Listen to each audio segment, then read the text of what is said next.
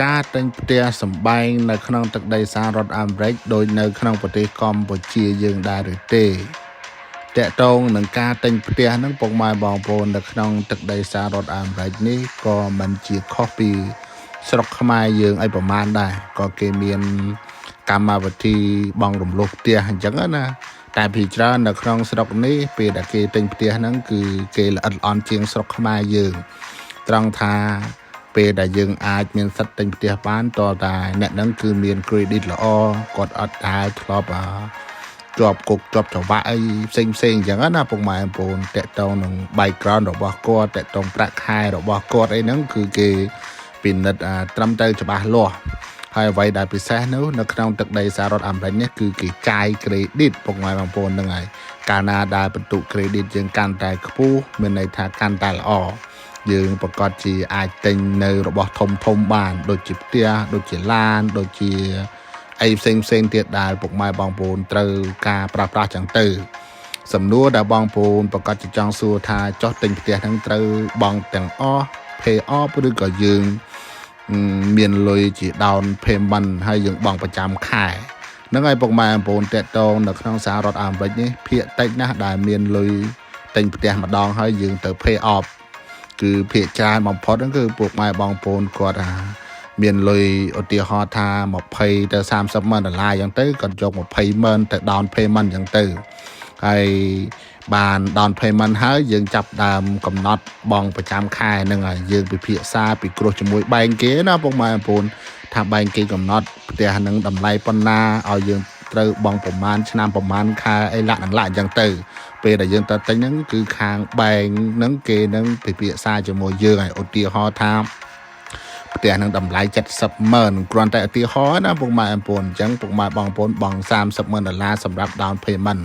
ហើយបែងហ្នឹងគេកំណត់ឲ្យយើងបង់ក្នុងមួយខែ2000ឬក៏3000ដុល្លារអញ្ចឹងទៅហ្នឹងហើយពុកម៉ែបងប្អូនរលុយបានមកគឺគេកាត់ចេញពី checking របស់យើងកាត់ចេញពី account របស់យើងគឺទៅ pay សម្រាប់ទិញផ្ទះរបស់យើងនឹងឲ្យមានតែធ្វើអញ្ចឹងទើបអាចមានផ្ទះនៅសមរម្យអាចមានពេលវេលាទៅធ្វើការទៅណាពុកម៉ែបងប្អូនបើយើងជួលផ្ទះគេឬក៏យើងជួល apartment ក៏យើងត្រូវបង់តម្លៃប្រហាក់ប្រហែលនឹងដែរ apartment នៅក្នុងស្រុកអាមេរិកនេះថ្លៃណាស់បងប្អូនថ្លៃតែមែនទែនកន្លែងខ្លះត្រូវបង់12,000ជាងដុល្លារក្នុងមួយបន្ទប់ក៏មានដែរកន្លែងខ្លះថោកបំផុតហ្នឹងគឺ1000ជាង1700 18ដុល្លារក្នុងមួយខែយ៉ាងទៅពុកម៉ែបងប្អូន1000ដុល្លារមិនងាយស្រួលរកណាពុកម៉ែបងប្អូនហើយប្រាក់ខែដែលយើងរកបាននៅក្នុងស្រុកអាមេរិកនេះ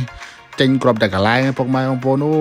ចេញគ្រប់កន្លែងnữaមិនធ្ងោមិននេះទេកណ្ដាលប្រាក់ខែដែលរកបានមកគឺចាយទៅលើទឹកទៅលើភ្លើងទៅលើម្ហូបអាហារទៅ insurance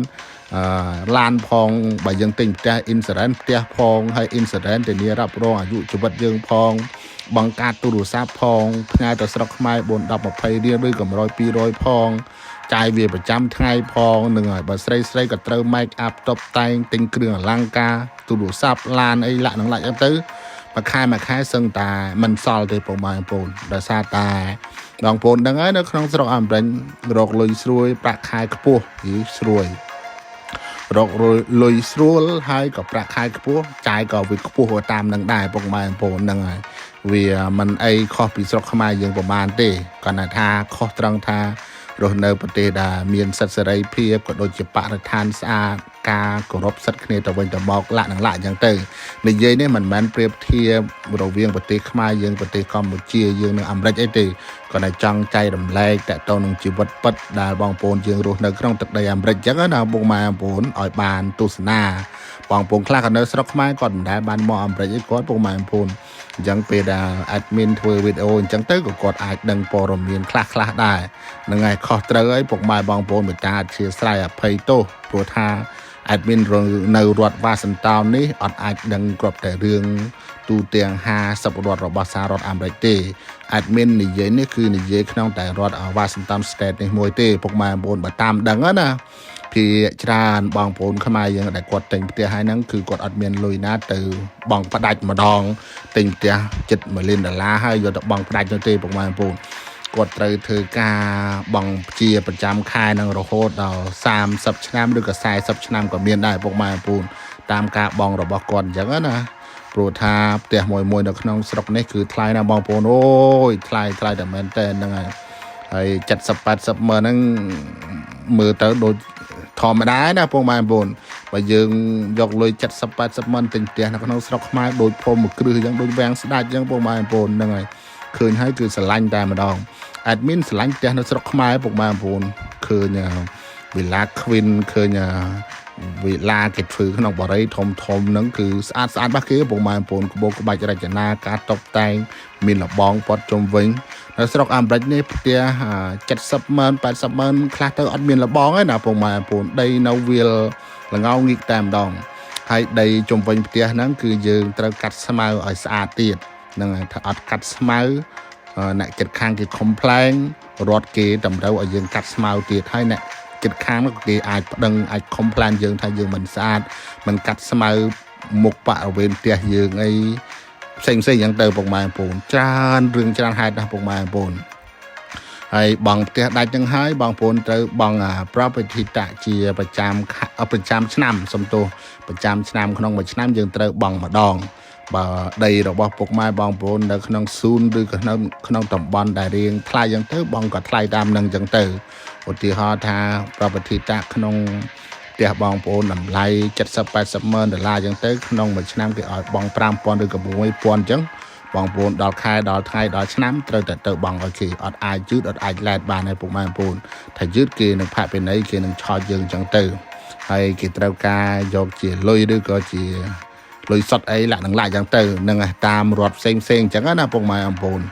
អញ្ចឹងបានថានៅក្នុងស្រុកអាមេរិកនេះมันងាយស្រួលទេណាពុកម៉ែបងប្អូនមករស់នៅហើយដូចយើងកកើតជីវិតថ្មីអញ្ចឹងពុកម៉ែបងប្អូនមិនមកដល់អាមេរិកហើយយើងធ្វើការមកចប់អីនឹងអាចទិញផ្ទះបានទេ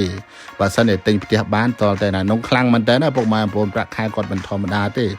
បើសិនជាគាត់នៅម្នាក់ឯងហើយគាត់អាចទិញផ្ទះបានណាមានន័យថាកម្រិតការសិក្សារបស់គាត់ក៏មិនធម្មតានឹងហើយការងាររបស់គាត់មានតែ1ម៉ោង100ឬក៏200ឡើងហើយបានគាត់មានលទ្ធភាពអាចទិញផ្ទះបានបើសិនជា1ម៉ោងត្រឹមតែ30ឬក៏50អីរៀងពិបាកលោតដែរណាពុកម៉ែបងប្អូនហ្នឹងហើយគឺយើងត្រូវចំណាយចាយវាច្រើនទៅលើការរស់នៅប្រចាំថ្ងៃរបស់យើងហើយជាក់ស្ដែងនៅក្នុងស្រុកអាមេរិកនេះពុកម៉ែបងប្អូនគឺប្រើប្រាស់ឡានគ្រប់តែកន្លែងតែម្ដងទៅណាក៏ត្រូវការប្រើប្រាស់ឡានដែរអញ្ចឹងមករស់នៅអាមេរិកផ្លែតឃើញហើយបងប្អូនភាគច្រើនគឺគាត់ព្យាយាមគូសយក permit ប្រឡងយក permit ជាភាសាអង់គ្លេសអញ្ចឹងទៅប្រឡង 4-5 ដងឬក៏6-7 ដងអញ្ចឹងទៅឲ្យជាប់បាន permit ហ្នឹងហើយបានយើងទៅរៀនបើកបរជាមួយគេនឹងរៀនបើកបរជាមួយសាលាគេ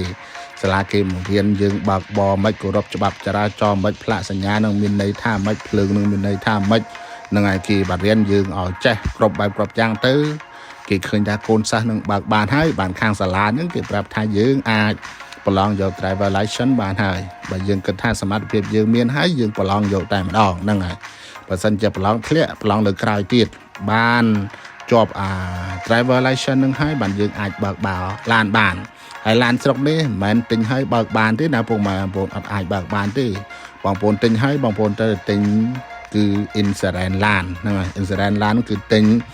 ដើម្បីធានារ៉ាប់រងឡានហ្នឹងបើសិនជាអត់insurance ឡានហ្នឹងក៏បងប្អូនអត់អាចបើកឡាននៅលើដងផ្លូវដូច admin កំពុងបើកនេះដែរបងប្អូនត្រូវតែទិញក្នុងមួយខែប្រហែល100ជាងអញ្ចឹងទៅឧទាហរណ៍ណាដោយឡាន admin ត្រូវបង់ក្នុងមួយខែ100តិចតួច100ជាងអញ្ចឹងក្នុងមួយឆ្នាំ admin ត្រូវបង់សំទោសក្នុង6ខែ admin ត្រូវបង់វា800ជាងពុកម៉ែបងប្អូននឹង800ម៉ានដុល្លារ809ដុល្លារអញ្ចឹងទៅនេះឡានរបស់ admin នៅពុកម៉ែបងប្អូនក្នុង6ខែគឺត្រូវបង់ម្ដង admin បង់ម្ដងគឺកន្លះឆ្នាំយើងបង់2ដងទៅវាមួយឆ្នាំហ្នឹងហើយពុកម៉ែបងប្អូនយើងទិញinsurance ឡានហ្នឹងហើយបានយើងអាចបើកបរឡានបានណាពុកម៉ែបងប្អូនមិនមែនចេះតែបើកប៉ាត់ណាប៉ាត់ណីទេចឹងបានបងប្អូនឃើញនៅក្នុងស្រុកនេះកម្រសូវមានគ្រោះថ្នាក់ដែលកើតឡើងហើយបាត់បង់ជីវិតណាបើសិនជាបុកគ្នាក៏បុកតែខូចឡានអីបន្តិចបន្តួចតែប៉ុណ្ណឹងហើយក៏គេអត់ជជែកគ្នាអីតឹងសរសៃក៏នឹងស្រែកកំហកនឹងរោគវាយគេវាយឯងអីដែរពុកម៉ែបងប្អូនអត់ទេអាចទង្វើតែនោះគឺអត់មានតែម្ដងចឹងបានថាជីវិតនៅក្នុងស្រុកអាមេរិកនេះមិនមែនស្រួលទាំងអស់ទេពុកម៉ែបងប្អូនក៏មានកន្លែងខ្លះវាបញ្ហាកន្លែងខ្លះវាលំបាកដែរណា สำคัญถ้าយើងចេះរស់នៅយើងចេះសម្របខ្លួនរបស់យើងជាមួយនឹងសង្គមនឹងអត់បាទចេញមកចង្កេងចង្ងាងហ្នឹងគឺពិបាកហើយបងប្អូនទៅរស់នៅដល់ណាក៏មិនបានសុខដែរតើតើយើងចេះសម្របសម្រួលតើតើយើងចេះអត់ធ្មត់តើតើយើងចេះអត់អោនតើតើយើងចេះខន្តីឲ្យច្រើនបានយើងអាចរស់នៅប្រកបដោយសេចក្តីសុខរស់នៅគឺមានភាព